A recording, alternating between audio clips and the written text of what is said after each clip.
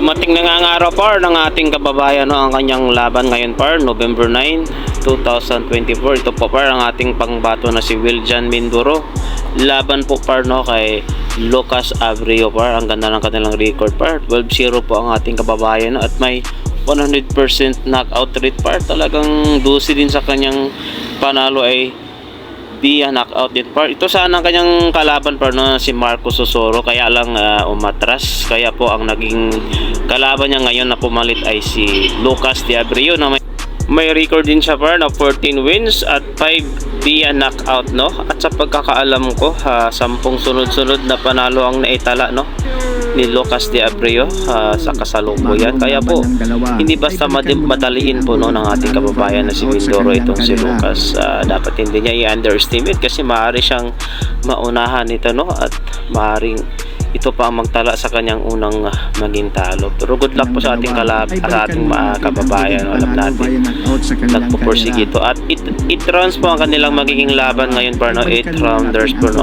Ang ganda din ng record ng ating kababayan, no, at hindi din to basta magpapatalo kasi nga 12 po, no, 12 wins at saka 12 din ang naging knockout niya par. Talagang 100% knockout rate po ang ating kababayan ngayon par.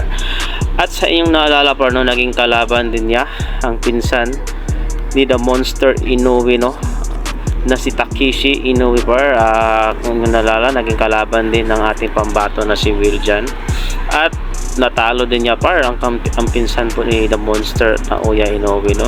Kahit pa nga kasama pa ito ni The Monster Inoue sa kanilang practice, no, ang kanyang pinsan, pero talagang pinataob pa rin ng ating kababayan. At ito par, balikan lang natin, no, habang hindi pa nag-uumpisa ang laban ni Wiljan at ni Lucas Abreu. Pero malapit na kanilang laban par, no, unti-unti lang mag-uumpisa na. Kaya balikan lang muna natin ang kanilang laban, no, lalong-lalo na po ni Gujan, no, nung unang laban niya sa Amerika na talagang pinataob niya par. 3 beses, no, pinabagsak ni Wiljan.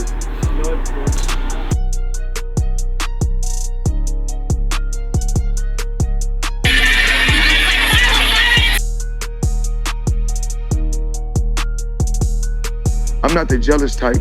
I'm the one to be respected type. That's it. I'm not the jealous type. I'm the one to be respected type. That's it.